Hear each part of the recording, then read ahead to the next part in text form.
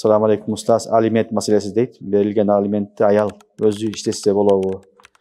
Же баланын гана муктаждыгына иштетиш керекпи дейт. Баланын гана муктаждыгына иштетиш керек.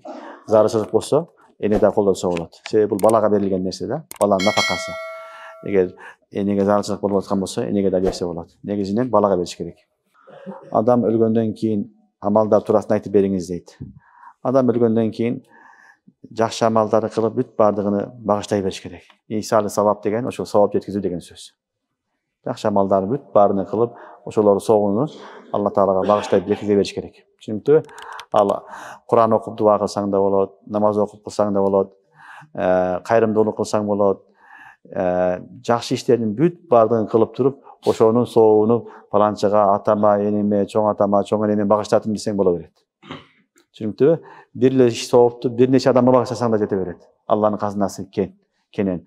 Сооп иш болуш шарт. Сооп иш болгон болсо боло берет. Сооп иштердин чеги жок, жакшы иштердин бүт бардыгы да Алла арнасаң болот. Мисалы жолдо баратасың, такси не иштейсиң. Бирөөдү алып алдың, жеткизип койдуң. Акча алган жоксуң. Ошол жеткизип койдуң да ушуну соогуну атама, энеме багыштадым деп боло берет. Кыскасы жакшы иштердин бүт бардыгын багыштаса болот. Шарият көрсөткөн жолу менен, шарият көрсөтпөгөн жолдор менен болсо, тыюу салынган жолдор болсо, бидаттар аралашып кеткен болсо болбойт. Саждада бут көтөрүлсө намаз эмне болот дейт. Эки бут көтөрүлгөн болсо, анан бир рүкүн мыкдарчалык, 3 жол таспих мыкдарчалык мисалы көтөрүлүп турса намаз болбой калат. Кайтарып окуш керек болуп калат. 7 агза менен сажда кылынат да. Түшүнүңөрбү? Эгер бир буту көтөрүлсө намаз бузулбайт, бирок макрух. Түшкө жылкы кирсе эмне болот дейт. Бул негизи түш боюнча суроолор экен. Өлүм кирсе эмне болот дейт. Түш дагы бир илим бар. Түш бул алам амсал да. Allah Subhanahu wa Taala кейде бир нерселерди түш аркылуу көрсөтөт. Бул өтө чоң илим бул дагы. Өтө чоң алым өткөн Ибн Сири рахматуллахи алейх. Табиру ру'я деген китеби бар. Табиру ру'я деп ошол киши өтө чоң алым болгон түш боюнча. Түштү жорушулук кыйын нерсе. Ар кимдин колунан келе бербейт. Ага адамдын акылы, фарасаты, данышмандыгы, илими, таквалыгы да керек. Себеби түштөгү нерсе, көрүнбөгөн нерсе, көзгө көрүнбөгөн нерсе, алам мисалды сен түшүндүрүшүң керек. Биз көрүп турган адамдарды түшүнө албай атабыз азыр.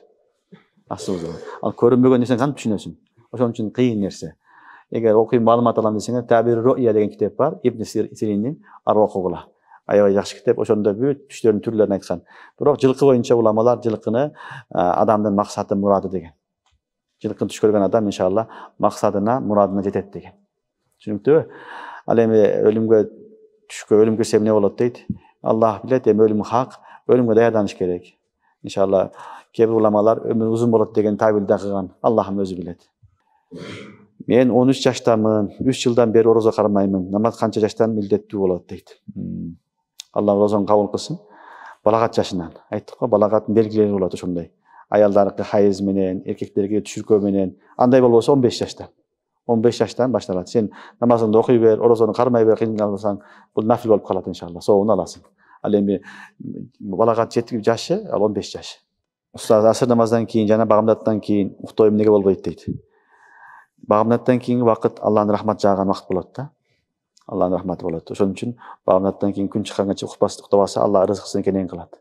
Рызкысы кенен болот деп хадистерде. Ошон үчүн уктабаганга аракет кылыш керек. Анан асырдан кийинки вакыт бул кыска вакыт болот. Шамдын када болуп кетиш коркунучу бар. Анан жумуш багы болот. Ошон үчүн уламалар уктабай койгон жакшы болот дейт.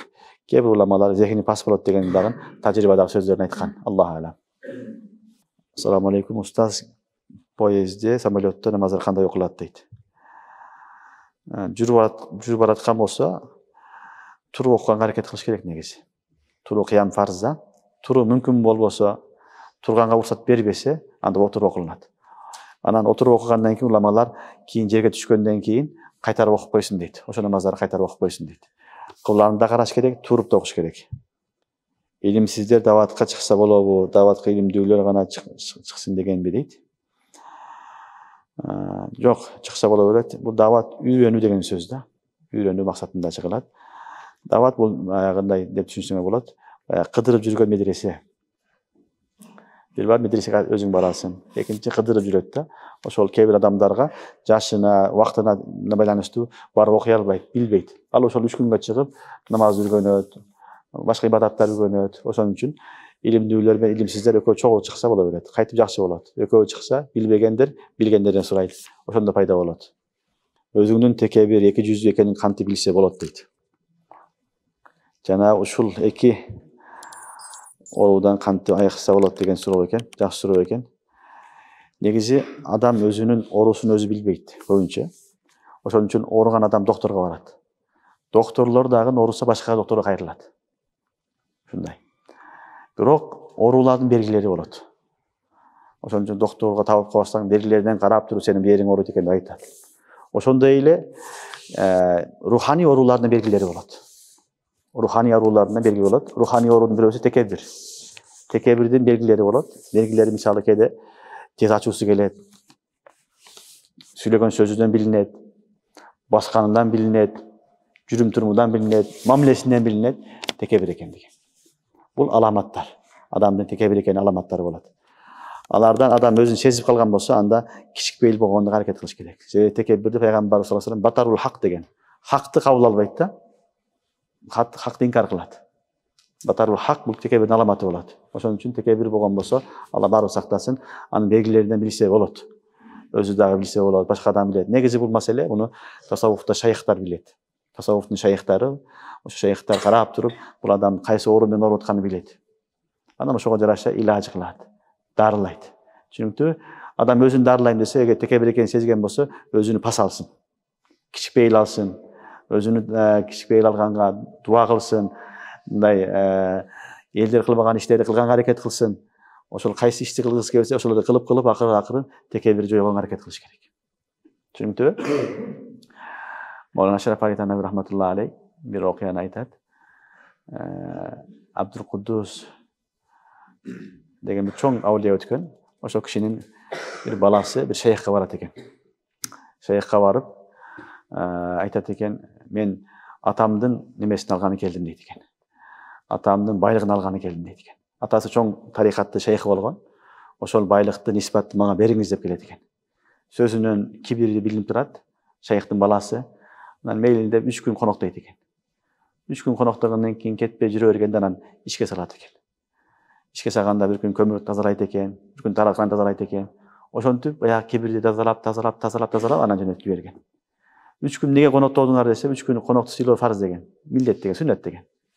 3 günden keyin бүттү дейме. Эми аны максатка өтө белек деп туруп аны тарбиялаган. Ошон үчүн тарбияланат. Ушундай иштер менен шайхтар тарбиялайт. Адам өзүнүн дагы дуа кылыш керек, Алла сактаган деп. Өзүнүн дагы тарбиялаганга аракет кылыш керек, пархез кылыш керек. Эки жүздүү ошондой эгер эки жүздүү болуп калган болсо, өзүнү ихлас кылганга, ихластуу болгонго, ихласман адамдар менен чогуу болгонго аракет кылсын. Ихлас жуга турган нерсе. Ихластуу адамдарга барса, иншалла бул сыфат жоголуп, ихластуу адамдардын ихласы жугат.